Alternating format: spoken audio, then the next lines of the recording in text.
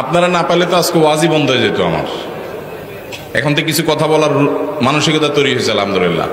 আর আছেন না কেউ গত বছর এই মাহফিলে আমি যে কথাগুলো বলছিলাম। আসসালামু আলাইকুম, কেমন আছেন সবাই? আশা করি সবাই ভালো আছেন। তো আমি আপনাদের মাঝে আরেকটি নতুন ওয়াজ নিয়ে হাজির হলাম। আর যে মূল বিষয়বস্তু এটা আপনারা উপলব্ধি করবেন এবং এর উপরে আমল করার চেষ্টা করবেন। সকলকে অসংখ্য ধন্যবাদ আমার এই ভিডিওটি দেখার জন্য।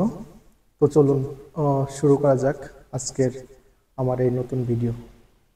বলছেন কাকে এতটুকু দাও, আরেকজনকে এতটুকু দাও, যাকে যতটুকু দিতে বলেছেন তাকে ততটুকু যদি দিয়ে যান, আপনি ফকির হয়ে যাবেন, অভাবী হয়ে যাবেন, আপনার সব শেষ হয়ে যাবে। এটা কোনো মুসলমানের বিশ্বাস হতে, আল্লাহর নির্দেশ অনুযায়ী যার যতটুকু পাওনা যদি আমি দিয়ে দেই, আল্লাহ তাআলা আমাকে বরকত দিবেন না দিবেন না? আর আল্লাহ যখন বরকত দেন তখন অল্পতে অনেক হয়ে যায়, আর আল্লাহ যখন বরকত দেন না তখন পাহাড় পরিমাণ সম্পদ থাকলেও মানুষ অভাবী আর ভিখারি থাকে। ভাইরা আমার, আল্লাহ সম্পদও দিয়ে দেয়, আবার ক্যান্সারও দিয়ে দেয়, দেয় না দেয় না? বরকত এবং কল্যাণ ভিন্ন জিনিস। এজন্য যুবক ভাইরা যারা আছেন তাদেরকে বলবো, নিয়ত করে নেন, ছোট লোকই করবেন না, নিচু চিন্তা করবেন না। যেসব ভাইরা মনে করেন যে বাবার জন্য আমি তো অনেক খরচ করছি, তাহলে আমি সব সম্পদ রেখে দিব, জি না। বাবার জন্য খরচ করা আপনার নৈতিক দায়িত্ব। আপনার যদি টাকা থাকে তার ট্রিটমেন্ট খরচ দাঁড়ানো আপনার দায়িত্ব। এর মানে এই না যে বাবার সম্পদ থেকে আপনি সেটা কাটাকাটি করবেন। হ্যাঁ, যদি এমন থাকে যে বাবার সম্পদ ক্যাশ টাকা আছে, ট্রিটমেন্ট করা যায়, তাহলে সেটা দিয়ে আপনি বাবার ট্রিটমেন্ট করেন, কোনো অসুবিধা নাই। বাবার যদি না থাকে আর আপনার থাকে, সন্তান হিসেবে আপনার উপরে ফরজ বাবার ভরণ পোষণ দেওয়া। অতএব সেটার জন্য ভিটা মাটি এগুলো সব রেখে দিবেন, এটা করা যাবে না। প্রয়োজনে সেগুলা জমজমা বিক্রি করে বাবার ট্রিটমেন্ট করবেন। এরপরে যেটা ঠিকবে সেটা বন্টন করবেন। বোনরা নিতে না চাইলেও জোর করে দিবেন, দিবেন তো ইনশাআল্লাহ। ফুফুদের হক, বোনদের হক, ভাইদের হক পাই পাই করে দিবেন। অনেক বড় ভাই আছে, চান্স পাইলে ছোট ভাইদের ল্যাং মারে ছেড়ে দেয়, নিজেরা সব দখল করে নেয়, আছে না নাই? আল্লাহকে ভয় করেন। এই ফরজটা অবহেলিত ফরজ, নামাজের ফরজ অনেকে আদায় করেন। আমার কাছে নালিশ আসে, অনেক ফ্যামিলির বিভিন্ন ভাইরা নালিশ নিয়ে আসেন, ভাইয়ে হক মেরে দিস। যে হক মারছে তার দাড়ি মাশাআল্লাহ একেবারে পেট পর্যন্ত চলে আসছে, কিন্তু হক মারতে তার বুকও কাঁপে নাই। এইরকম 2 নম্বর দাড়িওয়ালা মানুষ আছে না নাই? এই 2 নম্বর দাড়ি আল্লাহর কাছে অ্যাকসেপ্ট হবে। এখন আবার নতুন এক শয়তানি শুরু হয়েছে, সেটা হলো আল্লাহ রাব্বুল আলামিন বাবা মায়ের সম্পদে ছেলেদেরকে মেয়েদের দ্বিগুণ সম্পদ দিতে বলেছেন, ভাগ দিতে বলেছেন। মেয়েরা যদি টোটাল সম্পদের 10 টাকা পায় একজন মেয়ে, তাহলে একজন ছেলে পায় 20 টাকা।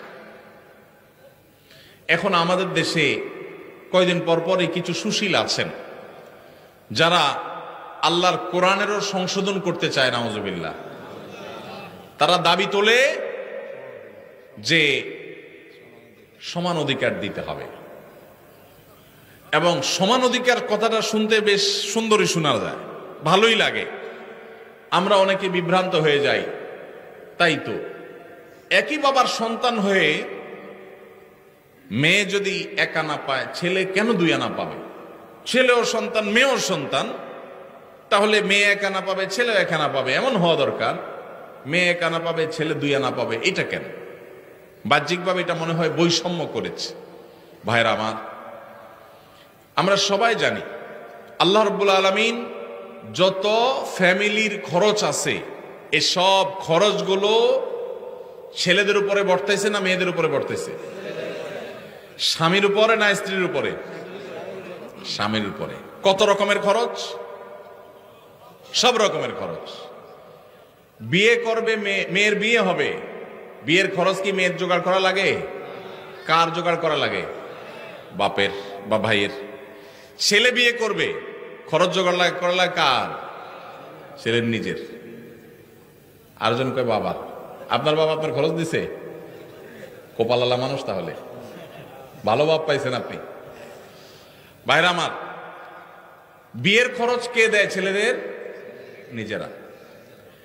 বিয়ে করার সময় টাকা পয়সা জোগাড় করে বাজার সদাই করে বিয়ে শাদী করলো, শ্বশুরবাড়ি যাওয়ার সময় নতুন বউরে নিয়ে যখন শ্বশুরবাড়িতে যাচ্ছে, মিষ্টি মন্ডা কেনার পর বিলটা কি বয়ে দেওয়া লাগে না জামাই দেওয়া লাগে?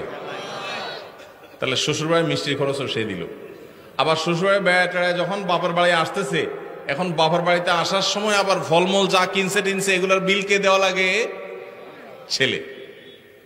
তাহলে নিজের বিয়ের খরচও নিজের, শ্বশুরবাড়ির মিষ্টির খরচও ছেলের, আবার বাপের বাড়ির ফলের খরচও তার, বাসা ভাড়াটাও তার, বাজার সদাই খরচও তার, নিজের খরচ তো তার আছেই, বউয়ের খরচটাও তার, ছেলে মেয়ের খরচটাও। তাহলে খরচের বেলায় সে 16 আনা, আর পাওয়ার বেলায় মেয়ের চাইতে 1 আনা বেশি।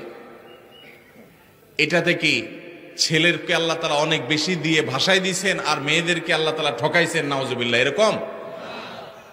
তাহলে যে সমস্ত মাথা মোটা মানুষরা মনে করেন মেয়েদের প্রতি বৈষম্য হয়েছে, নাউজুবিল্লাহ, তারা মূলত একটা নির্দিষ্ট এজেন্ডা বাস্তবায়ন করতে চান। তারা এত গবেট না যে এই হিসাব বুঝবে না। খরচের বেলা ছেলে 16 আনা, আপনি একজনকে বাজারে পাঠায় বলছেন নাও 10 টাকা দিলাম, এটা আনবা ওইটা আনবা ওইটা আনবা, 4-5টা আইটেম বলে দিলেন, দিয়া বললেন 10 টাকা দিলাম। আরেকজনকে 5 টাকা দিয়ে বললেন তোমার কিছু আনা লাগবে না, যা খুশি করো, নিজে খাও, ফুর্তি করো। কি বলেন? 10 টাকা আলাকে বেশি দিছে না 5 টাকা আলাকে বেশি দিছে? এখন যদি বলে ভাই কেন বৈষম্য করলেন, আমাকে 5 টাকা দিলেন, ওনারে 10 টাকা দিলেন, সমান সমান দেয়া দরকার, এই দাবি কি যৌক্তিক না অযৌক্তিক? এই অযৌক্তিক দাবি বিভিন্ন সময় আমাদের সমাজে কিছু সুশীলরা, নামধারী কিছু সুশীলরা তারা তোলে। এরা কেন তোলে? আমি যদি বলছিলাম একটা দুর্বিসন্ধি আছে। সেই দুর্বিসন্ধিটা কি? আমাদের এই সাবকন্টিনেন্টে মুসলমান তো মুসলমান, আমাদের হিন্দু ভাইরা, খ্রিস্টান ভাইরা, বৌদ্ধ ভাইরা, এই অঞ্চলের সব ধর্মের মানুষদের একটা কমন কালচার আছে। সেটা কি?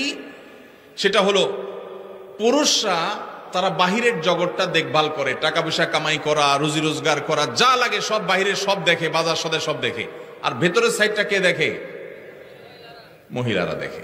এটা হলো আমাদের সাবকন্টিনেন্টের ধর্মীয় এবং আমাদের সামাজিক কালচার।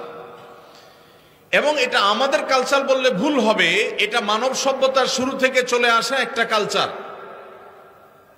পৃথিবীর অমুসলিম প্রধান দেশগুলো, বিশেষ করে পশ্চিম অঞ্চল, তারা এই কালচারটাকে পরিবর্তন করে ফেলেছে। তাদের সমাজে কি হয়?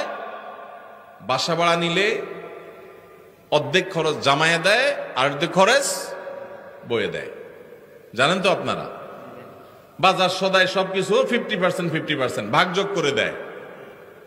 এখন এই যে মেয়েদেরকে সমান অধিকার দেওয়ার নাম করে বাবার সম্পদে ছেলেদের সমান দিতে যারা দাবি করছেন, তারা মূলত চান আমাদের এই সমাজটাও পশ্চিমা সমাজের মতো হয়ে যাক, অর্থাৎ মেয়েরা পাওয়ার বেলায় তারা অর্ধেক পাবে, ছেলের মতো সমান সমান পাবে, খরচের ক্ষেত্রেও তারা সমান সমান শেয়ার করবে। এই দিক থেকে তারা মনে করে যে বৈষম্য দূর হবে, সাম্য প্রতিষ্ঠা হবে। মূলত যেটা আসলে হবে, পশ্চিমাদের যেটা হয়েছে সেটা হলো এই পরিবার ব্যবস্থাপনাটা ভেঙে চুরমার হয়ে যাবে। এমনিতেই স্বামী স্ত্রীর মধ্যে সম্পর্ক দিন দিন যায় অবস্থা। এরপরে যদি বলেন যে বউরে বলেন ঠিক আছে বাসা ভাড়া তুমি অর্ধেক দাও, ছেলেদের খরচ অর্ধেক দাও, সবকিছু অর্ধেক দাও, তাহলে এবার কামড়া কামড়ি নিজেদের মধ্যে অশান্তির পরিমাণ বাড়বে না কমবে? এর প্রমাণ হলো পশ্চিমে যদি আপনি তাকান দেখবেন সেসব দেশগুলোতে বৈবাহিক সম্পর্ক এটা সোনার হরিণ হয়ে গেছে। স্বামী স্ত্রী বলতে যে একটা সুখের সংসার, এটা তাদের কাছে সোনার হরিণ হয়ে গেছে। পরিবার ব্যবস্থা ভেঙে ধ্বংস হয়ে গেছে। এখন সেটাকে এদেশে যারা আমদানি করতে চায় তারা এদেশের মানুষের শত্রু।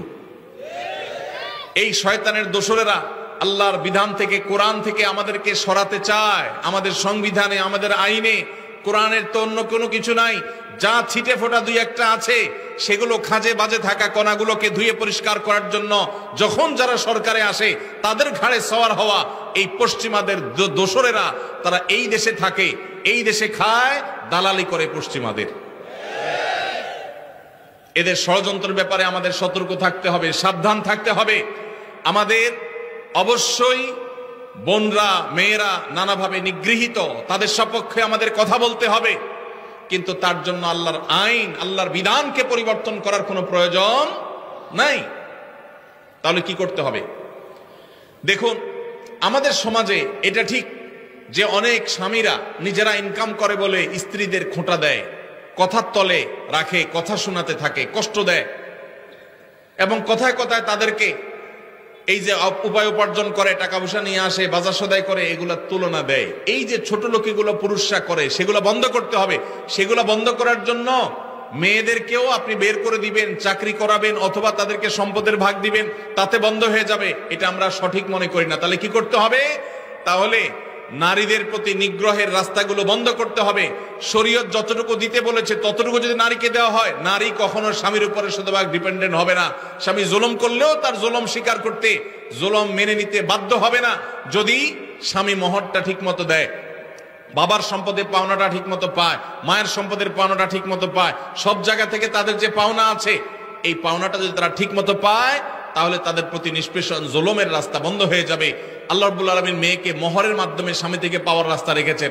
আবার স্বামী মারা গেলে সেই সম্পদ থেকে ভাগ পায়, ছেলে মারা গেলে সেখান থেকে, ছেলে মেয়ে মারা গেলে সেখান থেকে পায়, আবার বাবার সম্পদ থেকে পায়, মায়ের সম্পদ থেকে পায়, সব জায়গা থেকে পায়। খরচের বেলা তাকে একেবারে জিরো রেখেছে। এটা মেয়েদের প্রতি বৈষম্য না, এটা মেয়েদের প্রতি বরং ইহসান। আজকের এই বস্তা পচা সস্তা চিন্তাধারা যারা লালন করছে, তারা সমতার কথা বলে, ইসলাম সমতার কথা বলে না। তাহলে কিসের কথা বলে? ইসলাম ন্যায্যতার কথা বলে। কিসের কথা বলে? সমতা এক জিনিস, ন্যায্যতা আরেক জিনিস। সব সময় সমতা ইনসাফ প্রতিষ্ঠা করে না, কিন্তু ন্যায্যতা সব সময় ইনসাফ প্রতিষ্ঠা করে। কিভাবে? ছোট ছোট কয়েকটা উদাহরণ নেন। আপনার একটা ছেলে আছে, একটা মেয়ে আছে। ছেলেটার বয়স মনে করেন 15, মেয়েটার বয়স ধরেন 12। ছেলেটার জ্বর হয়েছে 103, ডাক্তার বলছে নাপা খাওয়াইতে, বাজার থেকে এক পাতা নাপা কিনে আনছেন, আইনা ভাত টাত খাওয়াইয়া ছেলেকে নাপা খাইতে দিচ্ছেন। ছেলে নাপা খাইছে। এখন মেয়ের কিন্তু জ্বর টর কিচ্ছু নেই। হঠাৎ করে আপনার মাথায় ভূত চাপলো, আমাদেরকে তো সমতা প্রতিষ্ঠা করতে হবে। তাহলে আমার সন্তান, ছেলেও আমার সন্তান, মেয়েও আমার সন্তান, একটারে নাপা খাওয়াইলাম, আরেকটাকে খাওয়াইলাম না, এটা তো জুলুম হইল। এই জন্য মেয়েরে বলছেন হা কর, হা কর। হা করায় আপনার সুস্থ সবল মেয়েটারে আপনি নাপা খাওয়াই দিলেন। সমতা এখানে হয়েছে না হয় নাই? কি হয় নাই?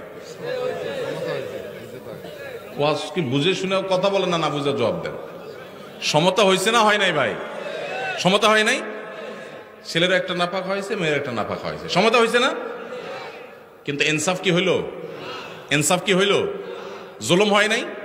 সুস্থ মানুষকে নাপা খাওয়ায় কিডনি নষ্ট করার কাম হয় নাই? ভাইরা আমার, ইসলাম সমতার কথা বলে না। সমতা বললে শুনতে খুব মুখরোচক শোনা যায়, সব জায়গায় সমতা হলে ভালো হয় না। ন্যায্যতাটা সবসময় ভালো হয়। আল্লাহ ন্যায্য দিতে বলেছেন, ন্যায্য যার যতটুকু দরকার। একটা ছেলে 20 বছর বয়স, আরেকটা 10 বছর। ঈদ আসতেছে, রমজানে মার্কেটে যা কেনাকাটা করলে আমল নষ্ট হবে, এই জন্য আগে ভাগে ঈদের জামা কিনতে গেছেন। এখন যা জামা কিনে ফেলছেন, একটা পাঞ্জাবি, 2টা পাঞ্জাবি কিনছেন। যেহেতু আপনার মাথায় ভূত ঢুকছে, ওই যে পশ্চিমের ভূত, যে সমতা প্রতিষ্ঠা করতে হবে, সমান অধিকার দিতে হবে, সেজন্য কি করছেন?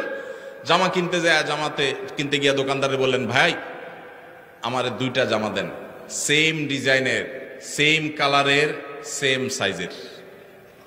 2টা জামা নিয়ে আসলেন। আইনা 20 বছরের ছেলেরে যে পাঞ্জাবি দিলেন, একই সাইজের পাঞ্জাবি 10 বছরের ছেলেরও দিলেন। সমতা কি হয়েছে না হয় নাই? ন্যায্যতা কি হয়েছে? ইনসাফ কি হয়েছে? এটা ছোট ছেলের সাথে তামাশা হয়েছে নাকি হাদিয়া দেওয়া হয়েছে? তামাশা হয়েছে। অতএব আল্লাহর বিধানকে যদি কেউ পরিবর্তন করে তথাকথিত সমাজ সমতা প্রতিষ্ঠা করতে চায়, তাহলে সেটা দেখতে মনে হবে, শুনতে মনে হবে যে অনেক ভালো কিছু করেছে, আসলে সেটা হবে সবচাইতে ক্ষতিকর। ভাইরা আমার, এরকম শত শত উপমা দেওয়া যাবে, শত শত উদাহরণ দেওয়া যাবে। শত শত দৃষ্টান্ত দেওয়া যাবে, যেগুলো দিয়ে সাব্যস্ত করা যাবে ইসলাম ন্যায্যতার কথা বলে, সমতার কথা নয়। কোন জায়গায় একজনকে বেশি দিতে হচ্ছে, আরেক জায়গায় আরেকজনকে বেশি দিতে হচ্ছে। যেখানে যতটুকু প্রয়োজন সেখানে ততটুকু দেওয়া, এটা হলো আল্লাহর বিধান। আর মন গড়া তথাকথিত সমতা, এটা হলো মুখরোচক, শুনতে সুন্দর শোনা যায়, ভালো শোনা যায়, কিন্তু সেটা বাস্তবতা বিবর্জিত। আমরা যদি দেখি পৃথিবীর যে সমস্ত সমাজ আল্লাহর এই বিধান মতো সমাজ পরিচালনা করে না, পরিবার পরিচালনা করে না, তাদের সমাজে বাহ্যিক উন্নতির অনেক প্যারামিটারে তারা এগিয়ে গেছে, কিন্তু তাদের পরিবার ব্যবস্থাপনায়, দাম্পত্য সম্পর্কগুলোতে তারা মিসকিনের মতো অসহায় হয়ে যাচ্ছে দিন দিন। কোনো বিশ্বাস নাই, কোনো ভক্তি নাই, ভালোবাসা নাই, পরস্পরের কোনো প্রকার আন্তরিকতা নাই। আল্লাহ তাআলা আমাদের সবাইকে আল্লাহর এই গুরুত্বপূর্ণ ফরজ বিধান, কারণ মৃত্যুর পর তার সম্পদে আল্লাহ কোরআনে যাকে যতটুকু দিতে বলেছেন, আল্লাহ আমাদের সবাইকে তাকে ততটুকু দেওয়ার তৌফিক দান করুন। এর জন্য মানসিক সৎসাহস লাগে, সৎসাহস লাগে। এই দেশে মেয়েদেরকে আল্লাহ যতটুকু দিতে বলেছেন, যদি সব ভাইয়েরা বোনদেরকে দিয়ে দেয়, বাবারা মেয়েদেরকে দিয়ে দেয়, সন্তানরা মায়েদেরকে দিয়ে দেয়, স্বামীরা স্ত্রীদেরকে যদি ততটুকু দিয়ে দেয়, তাহলে মেয়েরা এমনিতেই রানীর মতো সিংহাসনে ভাসবে। মেয়েদের কোনো অভাব থাকবে না, কোনো স্বামী টাকার খোঁটা তাদেরকে দিতে পারবে না। আপনি নিজে বোনের হক দেন নাই, স্বামীর সংসারে তার মুখটা ছোট। আপনি নিজে আপনার মেয়েকে বিয়ে দিয়েছেন, অনেক টাকা খরচ হয়েছে, এই খোঁটা দিয়া সম্পদ থেকে তাকে বঞ্চিত করে দিয়েছেন, সে স্বামীর সংসারে ছোট। সব জায়গা থেকে যদি তার অধিকারগুলো সব দেওয়া হয়, তাহলে সেই সংসারে সে ছোট থাকবে না, তার হাতেও ক্যাশ টাকা থাকবে ইনশাআল্লাহ। অতএব এই ফরজটা আমরা সবাই আদায় করবো তো ইনশাআল্লাহ। আল্লাহ আমাদের সবাইকে ফরজ আদায়ের তৌফিক দান করুন। তওবা কতবার প্রযোজ্য হবে একই ব্যাপারে? খুবই সুন্দর একটা প্রশ্ন। একই গুনাহ একবার করে আল্লাহর কাছে মাপ চাইলাম, ফিরে আসলাম, আবার করলাম, এইভাবে কতবার চলতে পারে? সর্বোচ্চ কতবার হলে আল্লাহ মাফ করবেন, এরপরে আর মাফ করবেন না? এর উত্তর হলো, আল্লাহ রাব্বুল আলামিনের গুণবাচক নামের ভিতর একটা হলো তাওয়াব। আত-তাওয়াব, আত-তাওয়াব শব্দের অর্থ কি জানেন? বারবার যিনি তওবা কবুল করেন। শুধু তওবা কবুল করেন এটা তাওয়াবের অর্থ না। তাওয়াব মুবালাগা সিগা। আলেমরা বলেন মুবালাগা সিগা নেই, মুবালাগা সিগা হলে তাওয়াব শব্দের অর্থ হলো যে বারবার তওবা করে। সায়েক মানে গাড়ি যে চালায়, আর সাওয়াক মানে এটা যার পেশা, এটা যার পেশা। খাদেম মানে সাধারণ সেবক। খাদ্দামা মানে কি? খাদ্দাম বা খাদ্দামা মানে হলো এটা যার সেবাই, যার পেশা। যারা সৌদি থাকেন জানেন সাওয়া খাদ্দাম বলে কি না। আলেম মানে সাধারণ জাননেওয়ালা, আল্লাম মানে মহাজ্ঞানী। এখন তো সব রাস্তা রাস্তায় আল্লামা। ওয়াজের মাহফিলগুলোতে বক্তাদের নাম বলার আগে দিয়ে যেসব ফাও কথা উপস্থাপকরা বলে, উপস্থাপকদের জাহান্নামে যাইতে আর বেশি কিছুর দরকার হবে না, বুঝছেন নি? আর হুজুররাও শুনতে খুব শান্তি হয় অনেক সময়, যে আমারে তো পাম্পটে দিতে আছে, বালাই তো। আমি গলা টিপি ধরার চেষ্টা করি। লক্ষ্মীপুরে গত 2 বছর আগে একটা মাহফিলে একজনে আরে কত কিছু আমার নামে হাতে কইলো, আল্লামা আরো কত কিছু। আমি বললাম যে আল্লামা শব্দের অর্থ আজকে আপনি কইতে হইব জানো, তারপরে সামনে যাবেন। ছাগল ছাগল ধরিব বানাই লইব, আল্লামা বুঝেন কারে কয়? আপনি আমার যে আল্লামা কইলেন, আল্লামা শব্দের অর্থ বুঝেন? এগুলা তামাশা। রাসূল বলছেন ওয়াকসুল তুরাব আলা আফওয়াল মাদ্দাহিন। আমরা ওয়াজ করে নিজেরা আমল করি না। রাসূল বলছেন যে সামনে প্রশংসা করলে তার মুখে মাটি মারো, আর বক্তারে বসাই সুবহানাল্লাহ, আলেম কুলে শিরোমণি, আন্তর্জাতিক খ্যাতি সম্পন্ন বক্তা, আন্তর্জাতিক বক্তা, তার পাসপোর্টে নেই। আন্তর্জাতিক হইতে হলে দেশ বিদেশে সফর করতে হবে, তার পাসপোর্টই বানায় নাই, কিন্তু বক্তা কি আন্তর্জাতিক। বাপরে বাপ, পাসপোর্টে বানানো হয় আন্তর্জাতিক বক্তা। এই যে তামাশাগুলো, এটা হাসির কথা বলতেছি না। এদেশে বামপন্থী, রামপন্থী, বিশেষ করে ইসলাম বিদ্বেষী নাস্তিকরা মিডিয়াতে বসে আছে না, এরা আপনাদের এগুলো দেখে হাসে, এগুলো নিয়ে টকশোতে চান্সে খোঁচা মারে। কেন ইসলামকে হাসির পাত্র বানান? বলে দেন ভাই অমুক আলেম অমুক দায়িত্ব নিয়ে আসেন, শেষ, পরিচয় দিয়ে দেন। কিন্তু এরপরে দেখা যায় যে মাহফিলগুলোতে আরে বাপরে বাপ, অনেক পীর সাহেবের নাম তো 3-4 লাইন ধরে টোকাই ফামগান, ঠিক না? আমি ঠিক? আল্লাহ মাতুল আসর বাদাল মাগরিব ওয়াল ইশা, কত কথা। আল্লাহ আমাদের হেফাজত করুন। তো বলতেছিলাম এই কথাগুলো ওই আল্লামার থেকে গেছে। আল্লাহ রাব্বুল আলামিনের গুণবাচক নাম হলো আত-তাওয়াব। আত-তাওয়াব মানে তওবা কবুলকারী না, এটা মুবালাগা। বারবার যিনি তওবা কবুল করেন তাকে বলে কি? আত-তাওয়াব। এইজন্য ভাইরা আমার, আল্লাহর কাছে যতবার ভুল হবে দেরি না করে, কখন ওয়াফাত এসে যায়, মৌত এসে যায়, সঙ্গে সঙ্গে তওবা করে সাথে সাথে হালনাগাদ হালখাতার সাথে সাথে করে ফেলান, হিসাব নিকাশ চুকায় ফেলান। আল্লাহর কাছে তওবার জন্য ওযুয়া লাগে না ভাই। যেটা যত বেশি ইম্পর্টেন্ট, ইসলাম ওইটাকে তত সহজ করে দিছে। কারণ ওযু করতে যাইতে যদি সে মারা যায়, তওবার সুযোগ না হয়। অপরাধ করে ফেলেছেন, অপরাধ করা শেষ, এখন শান্ত হয়ে গেছেন, মাথা এখন ঠান্ডা হয়েছে, বুঝতে পারছেন যে আপনি অন্যায় করছেন, হারাম কাজ করছেন, আল্লাহর হুকুম লঙ্ঘন করছেন, সাথে সাথে লগে লগে আল্লাহর সাথে কথা বলা শুরু করে দেন। ওযুও দরকার নাই, আল্লাহ মাফ করে দেন, আপনি আল্লাহর কাছে ক্ষমা চান। এরপরে একই ভুল আর যেন না হয় চেষ্টা করবেন। যদি আবারও হয়ে যায়, আবারও করবেন। শয়তান একটা কথা বুঝাবে, শয়তান বলবে দূর পাগল, এতবার আল্লাহর কাছে মাফ চাইতে শরম লাগে না? কেমন কথা, কালকে হজর হরস ন মাফ চাইছ, আইজও আবার একই কাম করতে আসছ, গত সপ্তাহে একই কাম করছ। এটা কিন্তু শয়তান বুঝায় আল্লাহ থেকে বান্দাকে দূরে সরানোর জন্য। শয়তান শব্দের অর্থ জানেননি? হ্যাঁ, শয়তান শব্দের একটা হলো আল্লাযী বাউদা, বুদ, দূর হওয়া। শয়তান এই শব্দের অনেক অর্থ, অনেক বিশ্লেষণ আছে। এর একটা ব্যাখ্যা হলো, এর অর্থ হলো দূর হওয়া। আল্লাহর রহমত থেকে দূর হয়েছে, আপনারাও দূর করতে চায়। এই জন্য 1-2 বার তওবা করার পরে শয়তান দেখবেন যে নৈরাশ্য সৃষ্টি করে, বলে না মাথা খারাপ নাকি, শরম লাগে না আল্লাহর কাছে তার মাপ চাইতে? আরে মিয়া, আল্লাহর কাছে শরম লাগলে মাপ না চাইতে কোনো যাওয়ার জায়গা আছে? উপায় আছে কোনো? তাহলে বুঝতে হবে শয়তান ফুসলাচ্ছে। তবে হ্যাঁ, তওবার রাস্তা আছে, বারবার তওবা করন যায়। এটা যখন শুনছেন, তো এখন আর তো আর চিন্তা নেই। প্রত্যেকদিন নামাজ হতে থাকবেন, সকাল 8টার দিকে উঠে করবেন আল্লাহ আস্তাগফিরুল্লাহ ওয়া আতুবু ইলাইহি, কামে যাইব। ওই ফেরিঘাটে, এখন তো ফেরি নেই, আগে ঢাকা যাইতে ফেরি পড়তো না, ফেরিঘাটে আপনার শ্রীপুরের ট্যাবলেট বেসিন না থাকে, আর ওই যে কি একটা লাল কালারের আপনার একটা ইয়া বেচতো, প্রায় হাত কাটলে মহাশঙ্কর তেল নাকি একটা বেচতো, যে হাত কাটলে লাগাইলে লগে লগে কি হয়, ভালো হয়ে যায়। হেরা আমি দেখছি একদিন আরিসা ফেরিঘাটে যে ছুরি নিয়া এ ডাকাইতে এই তেল বেচতে আছে, এতে হাতে ফোঁস দেয়, আবার তেল লাগাই দেয়। দেখছেন রক্ত বন্ধ হয়ে গেছে। তো দেখেন, কারোর ঘরে মনে করেন এই মহাশঙ্কর তেল বা যাই বলেন, এটা ঔষধ আছে, লাগাইলে সাথে সাথে ভালো হয়ে যায়। এই জন্য হেতে করে কি, তেল তো আছেই, এক হোঁচ দেয়, কদ্দুর লাগায়, আবার 2 ঘন্টা হরে ঠ্যাঙে এক হোঁচ দেয়, কদ্দুর লাগায়। এটারে আপনারা কি করবেন? মাথা অসুস্থ বেচারা, ঠিক না? ঠিক, ট্রিটমেন্ট দরকার। ভাইরা আমার, বাসায় মলম আছে, লাগাইলে ভালো হয়ে যাব।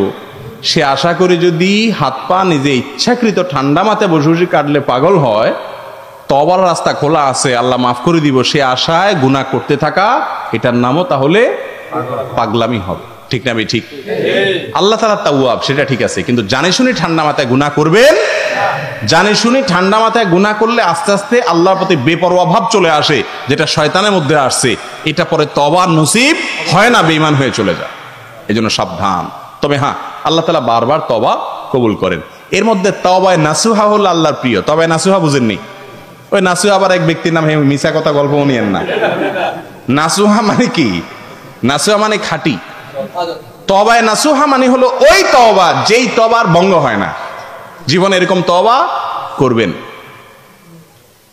এটা করে ফেলছি, নিজের প্রতি নিজে ঘৃণা আসছে, ক্ষোভ আসছে, জিদ আসছে, আমি বেঁচে থাকতে আর এই তওবা করব না, পাক্কা তওবা করি, তওবার ভঙ্গ হইতে দিলাম না কখনো। এর নাম হলো তওবায়ে নাসুহা। আল্লাহ তাআলা আমাদেরকে তওবায়ে নাসুহা করার তৌফিক নসিব করুন। ভাইরা আমার, ক্ষমা চাওয়া এটা কিন্তু অপমানের কথা। আমি যদি মাওলানা মুর্শিদ সাহেবের সাথে বেয়াদবি করি ফেলাই কোনো একটা কাজে, এরপরে ওনার কাছে যাই, ব্যাকের সামনে মাপ টাপ চাই, আমার কিন্তু একটু শরম লাগবে, তাই না? আমি মাপ চাইছি, ওনার কাছে ছোট হয়ে গেছি। এরপর থেকে ওনারা দেখলে আমার একটু কাছামুচু লাগবে যে লোকটার কাছে আমি ছোট হয়ে গেলাম, তাই না? কিন্তু আমার মালিকের কাছে, আল্লাহর কাছে তওবা করে চোখের পানি ফেলে কেঁদে মাপ চেয়ে দেখেন, আল্লাহর কসম দেখবেন আরো স্বাদ লাগবে। আল্লাহর কাছে তওবা করে গুনার পরে ক্ষমা করে কেঁদে শাস্তি থেকে বাঁচার জন্য, মালিকের কাছ থেকে হিসাবটাকে নরমাল করার জন্য, অপরাধটাকে আমলনামা থেকে ডিলিট করানোর জন্য একটু চোখের পানি ফেলে একা একা একটু হাত তুলে মালিকের সাথে কথা বলে দেখিয়েন। মালিকের কাছে যে যত ছোট হয়, মালিক তাকে তত আপন করে নেন। তওবা করবেন তো ইনশাআল্লাহ? অপরাধ ছেড়ে এসে আল্লাহর রহমতের ছায়াতলে আসেন, তওবার ছায়াতলে আসেন। আল্লাহ আমাদেরকে সেই তৌফিক নসিব করুন। এরপরে প্রশ্ন, পর্দার ব্যাপারে উদাসীনতার পরিণাম কি? ভাইরা আমার, আখিরাতের পরিণাম তো আখিরাতে, দুনিয়াতেই এর পরিণাম অত্যন্ত ভয়াবহ। পর্দাহীনতা অশান্তির অন্যতম কারণ, অশান্তির অন্যতম কারণ। আমরা দেখেছি যখন আর কোনো কিছু কুলায় উঠতে পারে না, শেষ পর্যন্ত আল্লাহর বিধানের দিকে আস্তে আস্তে মানুষ ফিরে আসে। আল্লাহ জেনার শাস্তি মৃত্যুদণ্ড দিচ্ছেন, আমাদের এক শ্রেণীর লোক বলছে না এটা একটু বেশি বাড়াবাড়ি হয়ে যায়, শয়তানের চক্করে পড়ি করে ফেলাইছে, একটু শাস্তি রাস্তি দিলে হয়, একেবারে মারি ফেলাইতে বোঝে, তা কেমন কথা? যখন দর্শন কোনোভাবে থামানো যাইতে আসে না, কয়দিন আগে আমাদের দেশে দর্শনের শাস্তি কি হয়েছে? মৃত্যুদণ্ড হয়েছে। একটা কথা আছে, বাংলা গাদা পানি খায় গোলাই খায়। তো আল্লাহ মৃত্যুদণ্ড কইছে, হেঁটে এটা অমানবিক হয়ে গেছে, অন্য জায়গা মতো আছে। ভারতের মতো দেশ যখন কোনোভাবে দর্শন থামাইতে পারতেছে না, মৃত্যুদণ্ড আইন করতে বাধ্য হয়েছে। ভারতের কোন কোন রাজ্যে আপনার মেয়েদের পোশাকের ক্ষেত্রে ড্রেস কোড দিয়ে দিছে যে টাইট পোশাক পরা যাবে না, এটা পরা যাবে না, সেটা পরা যাবে না, কারণ বুঝছে যে সমাধান আল্লাহ যেটা বলছে ওখানেই, অন্য কোনো জায়গায় নাই। স্মার্টগিরি করে দেখাই, সামান্য কয়দিনের ভাব ধরবেন, সাহেব সাহেব ভাব, জায়গা মতো ঠিকই আসা লাগবে। পর্দা যারা করেন না, আমি মনে করি তাদের মতো নির্বোধ বুদ্ধিহীন মানুষ আর হতে পারে না।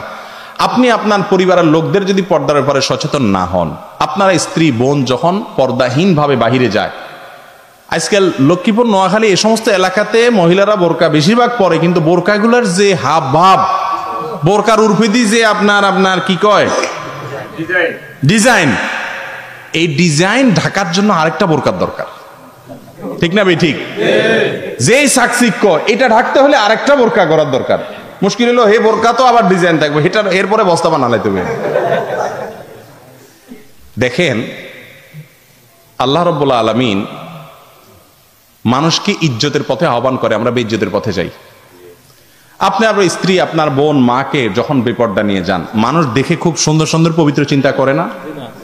একটা কথা সাফ জেনে রাখেন, কোন মহিলা, কোন মেয়ে মানুষ গায়রে মাহরাম, তাকে যদি কেউ দেখে, তার সৌন্দর্য যদি কেউ দেখে, সে যত বড় আমলদার, যত বড় বুজুর্গ, যত বড় আলেম, যত যাই হোক, এমনকি বুড়াও যদি হয়, কেউ তাকে নিয়ে কখনো বাজে চিন্তা ছাড়া খারাপ চিন্তা করে না।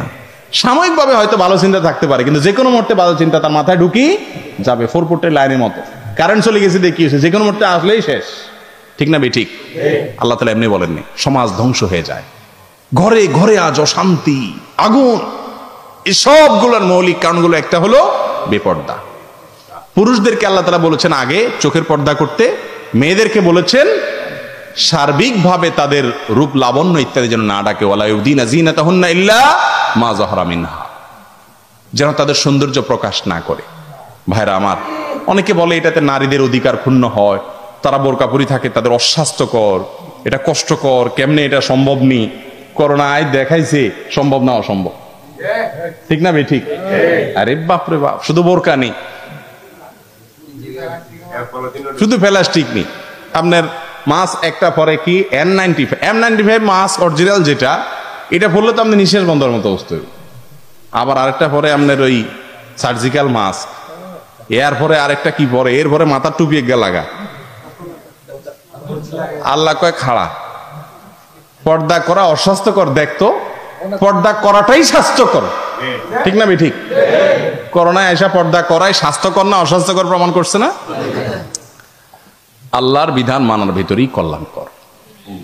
পোলাপান অনেক সময় বহুত পণ্ডিতি করে, মুরব্বীর কথা শুনে না, ধরামরা খাইটাই এর ওরা জায়গাটাই ভুলে গেছে। ঠিক না ঠিক? ঠিক আল্লাহ তাআলার সাথে পাল্লা দিলে গোল্লা জান লাগবো, আল্লাহর লগে পাল্লা দিলে কোথায় জান লাগবো? গোল্লা জান লাগবো, কাজ হইতো না। এই জন্য পর্দা মানবেন, খবরদার। পর্দা কোনো প্রথা না। অনেকে বলে পর্দা প্রথা, পর্দা আল্লাহ তাআলার মহান বিধান, আল্লাহর নির্দেশ। দায়ুস কারে কয় আপনারা জানেন? দায়ুস কে? আমাদের দেশে বলে অনেক মহিলারা, আমরা শুনতাম ছোটবেলার তখন বেপর্দা চললে কয় দায়ুস মহিলা, ঠিক না? না, এটা উল্টা শুনছেন সারা জীবন। সঠিকটা কি জানেননি? দায়ুস হলো হদ্দুলারা, পুরুষরা।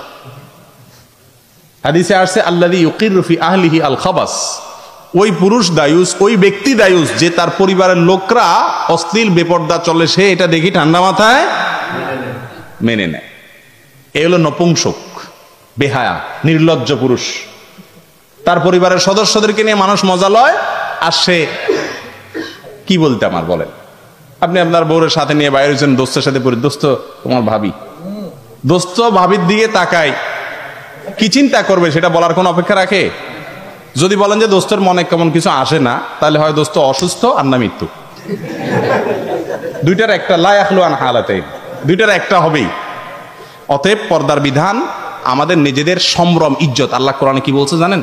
যালিকা আদনা আন ইউরাফনা, পর্দার বিধান মানলে বোঝা যাবে এটা বাজারি মহিলা না, এটা সম্ভ্রান্ত মহিলা, ভাড়া ঘরের মহিলা। আল্লাহ তাআলা আমাদেরকে পর্দার বিধানকে পুরোপুরি মানার তৌফিক নসিব করুন। মোবাইলে বিবাহ পড়ানো বৈধ কিনা, এটা প্রবাসীদের বেশিরভাগ জানার প্রশ্ন। এই যুগে ভিডিও কলের মাধ্যমে মোবাইলে বিবাহ হতে পারে, তবে সেখানে অনেক রকম ফ্রড হওয়ার, ধোঁকা হওয়ার, প্রতারণা হওয়ার সম্ভাবনা, আশঙ্কা একটু হলেও থেকে যায়। সকিনারের বিয়ে হয়েছে, জরিনারে ঢুকে দিস, হতে পারে কি পারে না? তো এই জন্য নিরাপদ পদ্ধতি হলো, ফোকাহে কেরাম সবাই বলেন এই যুগেও, ভিডিও কলের এই যুগেও নিরাপদ পদ্ধতি হলো তাওকিলের পদ্ধতি। তাওকিলের পদ্ধতি বুঝেন? তাওকিলের পদ্ধতি মানে হলো, মনে করেন ছেলে আছে সৌদি আরব, মেয়ে দেশে ঠিক হয়েছে, তো ছেলে দেশে তার ভাইকে, বাপকে, পরিচিত কোনো পুরুষকে উকিল বানাবে। উকিল মানে কি? প্রতিনিধি।